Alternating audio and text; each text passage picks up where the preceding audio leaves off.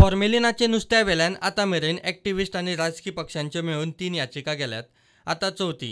मात हे याचिकेचो विशय उपराटो. आतां नुस्तें आयात बंदी आड sea food exporters हायकोर्टांत.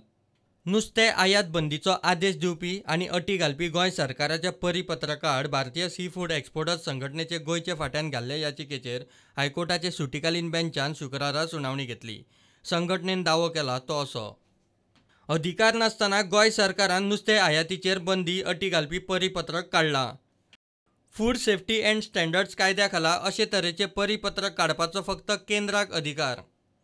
Now the petition challenges this circular issued by the Under Secretary Health in the name of Governor of Goa, because we have raised an issue that this is an industry which is coming under the purview of the central government and that the state government does not have any powers to issue any orders or circulars. Challenging the circular issued by the government, which abruptly overnight said that only if you have a transporter license you can bring fish within the state of Goa.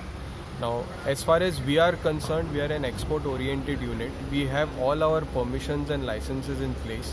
We have our own accredited laboratories which test for fish, and these test reports are again cross-verified by all the export agencies, export-oriented laboratories.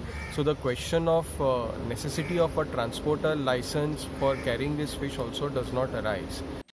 सरकाराच्या आदेशा आड sea food एक्सपोर्टर्सांनी दावो केलो तो असो: ते गोंयचे नुस्त्या मार्केटांनी नुस्तें विकिनात. गोंयांत नुस्तें हाडून प्रक्रिया करून एक्सपोर्ट करतात. गोंयांत हाडटात त्या नुस्त्याक सरकार आयात केल्लें म्हणूंक शकना. ते नुस्त्याचो आंतरराष्ट्रीय दर्जो सांबाळटात म्हूण तांकां नुस्त्याचो फॉर्मेलिन इश्यू लागना. बंदीक लागून दर दिसा तांकां कोटयांनी लुकसाण जाता.